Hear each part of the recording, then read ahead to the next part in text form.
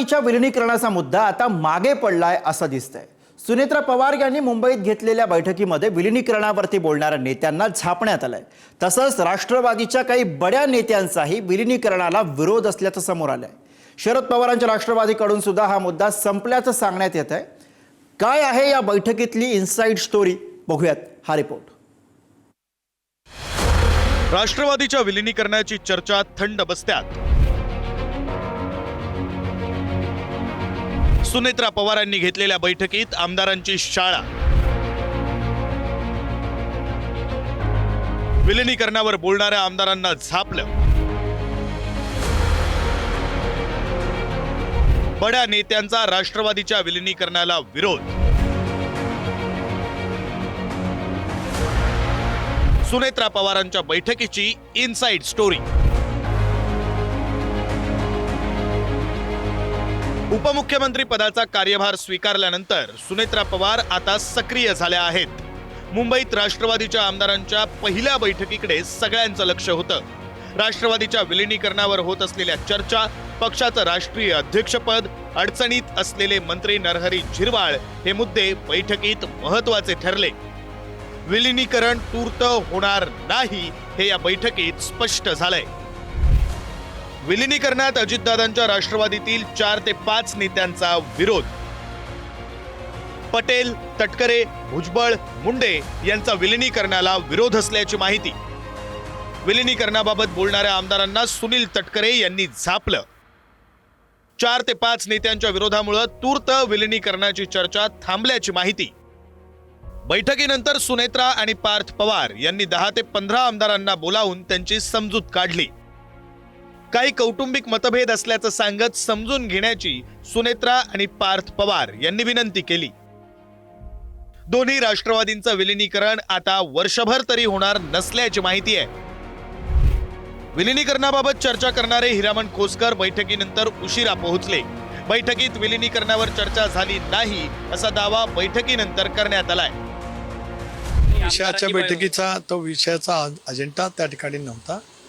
पक्ष संघटना, दादांनी केलेलं काम, महाराष्ट्राच्या संबंध समाजकारणामध्ये त्यांनी दिलेलं योगदान, ते सावयातपणाने पुढे ठेवण्याचं काम आपण सर्वांनी मिळून करावं, एवढी चर्चा आजच्या बैठकीमध्ये त्या ठिकाणी झाली। त्या संदर्भात वरिष्ठ जे ठरवतील, आज तरी चर्चा एकदम पूर्णविराम आहे, कुठल्याच प्रकारची चर्चा नाही। उशिरा आल्यामुळं काही विषयच नाही, कारण काय मीटिंग 6ला होती, मी 5:30ला नाशिकमध्ये होतो। साहेबांचा सारखा फोन चालू, संपर्क होता, रस्त्यात ट्रॅफिक असल्यामुळं मला खूप वेळ झाला। 8:30 पावणे 9ला मी तिथं वहिनीला भेटलो आणि प्रफुल्ल पटेल साहेबांना भेटलो, तटकरे साहेबांना भेटलो। तोपर्यंत सगळे आमदार निघून येत होते, पुढे काही चर्चा झालीच नाही। असं काही नाही, काल मिटिंगच मी उपस्थित नव्हतो। साहेब होते, काय चर्चा झाली तू मला विषय माहिती। दुसरीकडे शरद पवारांच्या राष्ट्रवादीच्या नेत्या सुप्रिया सुळे आणि रोहित पवार यांनीही विलीनीकरणाचा मुद्दा आता संपला असल्याचं जाहीर केलंय। मी तुम्हाला एक गोष्ट सांगू का, माझा भाऊच राहिला नाही, आता दादाच नाही राहिला। क्या मायने रखता है? त्याचं दुःख, दादांनी घेतलेले निर्णय, दादाची स्वप्न ही दादा बरोबरच गेली, आणि आज माझा भाऊच नाही राहिला। त्याच्यामुळे आज कोण काय म्हणतंय त्याला काय फरक पडतो, मला खरंच सांगा। अजितदादा असताना अजितदादांबरोबर आमची चर्चा काय झाली हे त्या ठिकाणी आम्हाला माहिती आहे। अजितदादांशी बोलत असताना दादांबरोबर आम्ही एनडीए बरोबर जायचं का, दादा बाहेर येऊन रस्त्यावरची लढाई आमच्याबरोबर लढणार, हे दादांमध्ये आमच्यामध्ये त्या ठिकाणी हा विषय झालेला आहे। आज दादा नाही आहेत, त्यामुळे याच विषयावर चर्चा करणं गौण आहे, आणि त्यामुळेच मी सांगतो की आमच्यासाठी या विषयाला पूर्णविराम लागलेला आहे। राष्ट्रवादीच्या राष्ट्रीय अध्यक्ष सुनेत्रा पवारच होतील हेही या बैठकीत जवळपास स्पष्ट झालंय। 23 फेब्रुवारीला शोकसभा तर 26 तारखेला राष्ट्रीय अध्यक्षांची औपचारिक घोषणा होणार आहे। शरद पवारांच्या राष्ट्रवादीकडूनही या निर्णयाचं स्वागत करण्यात आलंय। 23 तारखेला शोकसभा आहे, 26 तारखेला राष्ट्रवादी काँग्रेस पक्षाच्या राष्ट्रीय अध्यक्षपदाची निवड सुद्धा करण्याचा आम्ही त्या ठिकाणी निश्चित केलेला आहे।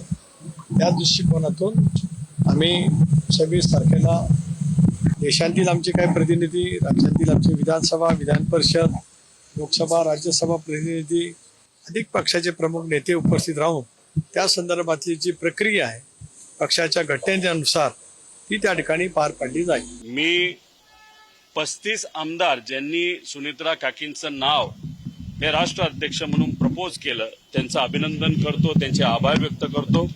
त्याच्याचबरोबर 32 ते 33 जे फ्रंटल आणि प्रमुख त्या पक्षाचे पदाधिकारी आहेत त्यांनी सुद्धा एका कागदावर सुनेत्रा काकींचं नाव हे राष्ट्र अध्यक्ष असावं असं त्यांनी सांगितलं. आणि आमचा सुद्धा बाहेरून, कारण तो पक्ष त्या ठिकाणी वेगळा आहे, काही दिवसांपूर्वी सुद्धा मी हीच भूमिका घेतली आणि आज सुद्धा हीच भूमिका घेतो. सुनेत्रा काकीच तिथं राष्ट्राध्यक्ष ह्या झाल्या पाहिजे. अजित पवार यांच्या अकाली मृत्यूनंतर सुरू झालेली विलिनीकरणाची चर्चा तुर्तास तरी संपलेली आहे. महापालिका आणि झेडपी निवडणुकांसाठी एकत्र आलेले हे दोन्ही पक्ष आता भविष्यात स्वतंत्रपणे कार्यरत राहतील असं दिसतंय. विलिनीकरणाला विरोध नेमका काही नेत्यांचा होता की पवार कुटुंबातही होता हे मात्र स्पष्ट झालेलं नाही. या निर्णयामुळे सुनेत्रा पवारांच्या नेतृत्वावर मात्र शिक्कामोर्तब झाल्याचं मानण्यात येतंय. आता सुनेत्रा पवारांच्या नेतृत्वात पक्षाची पुढची वाटचाल हे राष्ट्रवादी समोरचं मोठं आव्हान असेल. ब्युरो रिपोर्ट, पुढारी न्यूज, मुंबई.